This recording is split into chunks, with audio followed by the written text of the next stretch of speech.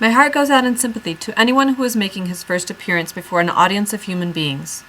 By a direct process of memory, I go back 40 years less 1 month, for I am older than I look. I recall the occasion of my first appearance. San Francisco knew me then only as a reporter, and I was to make my bow to San Francisco as a lecturer. I knew nothing short of compulsion would get me to the theater, so I bound myself to a hard and fast contract so that I could not escape. I got to the theater 45 minutes before the hour set for the lecture. My knees were shaking so that I didn't know whether I could stand up. If there's an awful, horrible malady in the world, it is stage fright and seasickness. They are a pair. I had stage fright then for the first and last time. I was seasick only once, too. It was on a little ship on which there were 200 other passengers. I was sick. I was so sick that there wasn't any left for those other 200 passengers. It was dark and lonely behind the seats of that theater, and I peeked through the little peek holes they have in theater curtains and looked into the big auditorium. That was dark and empty, too. And by it lit up, and the audience began to arrive.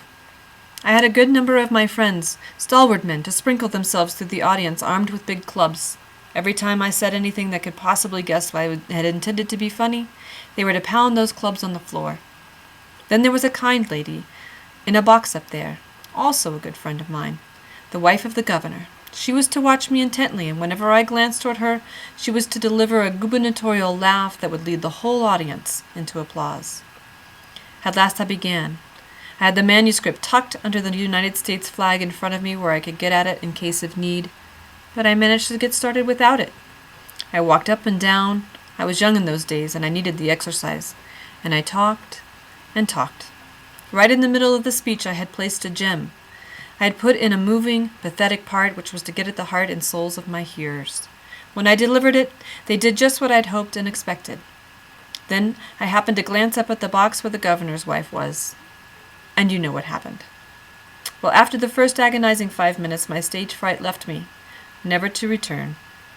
I know if I was going to be hanged, I could get up and make a good showing, and I intend to. But I should never forget my feelings of agony before they left me.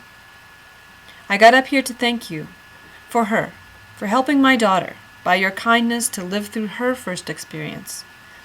And I want to thank you for your appreciation of her singing, which is, by the way, hereditary.